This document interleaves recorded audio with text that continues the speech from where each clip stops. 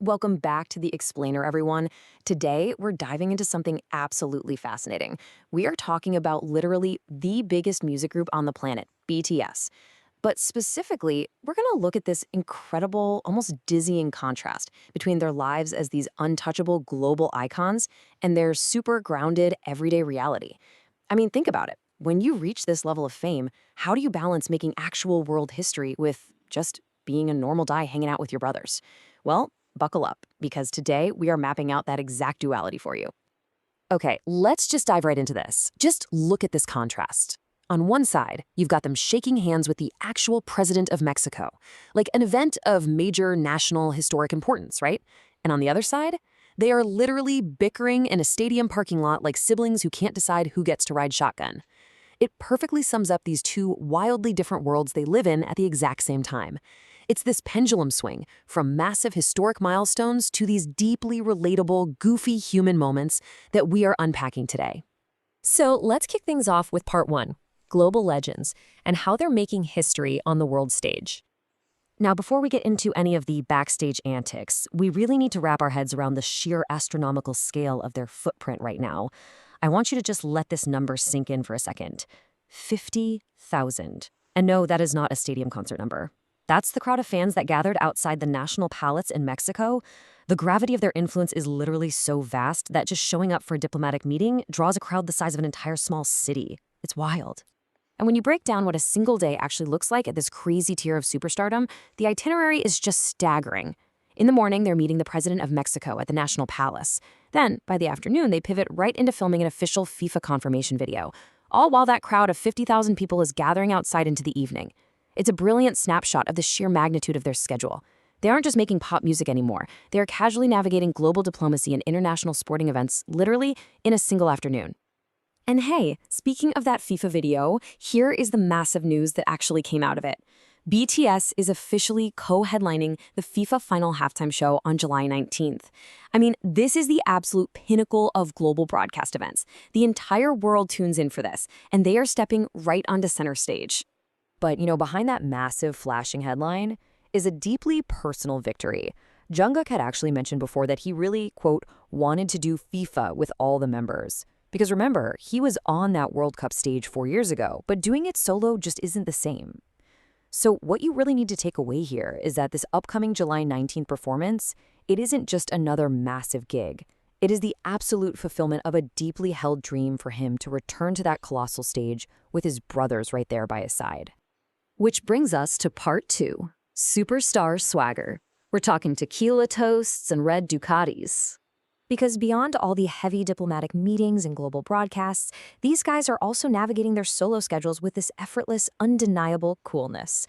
Let's look at some of these individual flexes. Take Taehyung during the recent Idol Parade concert. He is performing in front of tens of thousands of screaming fans, but catch these little micro-narratives. He casually strolls up to a bar stall mid-concert like a total boss, orders 2 drinks, and literally toasts the armies with tequila, making sure to grab the lemon, obviously. Then, a few seconds later, he's giving this super sweet, encouraging little hug to a dancer before rushing back onto the stage. Oh, and posing with a banderilla, that deep-fried street food snack, which actually made Jimin completely lose it laughing.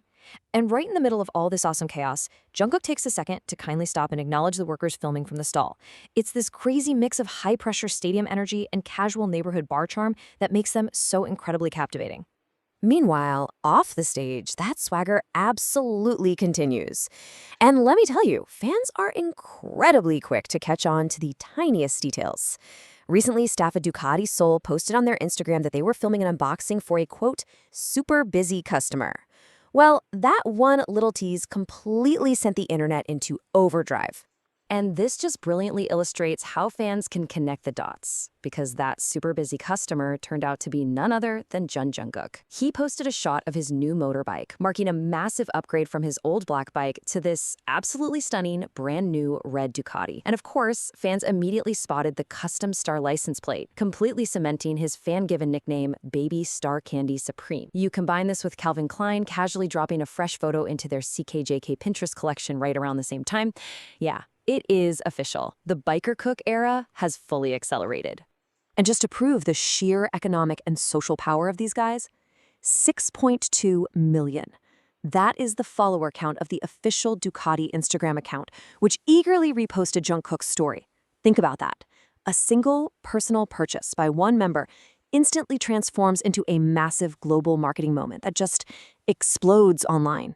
I mean, if that's not the definition of superstar swagger, I really don't know what is. All right, let's bring it back down to earth for part 3, Brotherhood and Antics, Pickleball Ringleaders, and Parking Lot Goofiness. Because as we established at the top of this explainer, there is a serious duality here. Underneath the Ducati helmets and the blinding stadium lights, they are ultimately still a wildly competitive, super goofy family. I mean, just look at this highly official sports bracket we've put together. The location, California. The sport, pickleball. The epic matchup, Taeyong and Jungkook teaming up to face off against J-Hope and RM. We've even seen footage of Taeyong playing with Jimin. Honestly, if you look at the evidence, Taeyong has clearly emerged as the ultimate pickleball ringleader.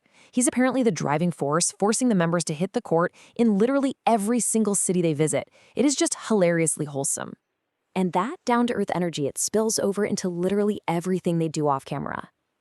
Fans captured them leaving Hotel El Paso looking incredibly fresh, with a special shout out to Jimin's hair, which was completely on point, by the way. We see Yoongi and Jungkook just casually carpooling together. We see Jin and Jungkook giving us that classic Jin-Kook dynamic, literally bickering and playfully shoving each other toward the car in a parking lot right after a massive stadium show in Mexico.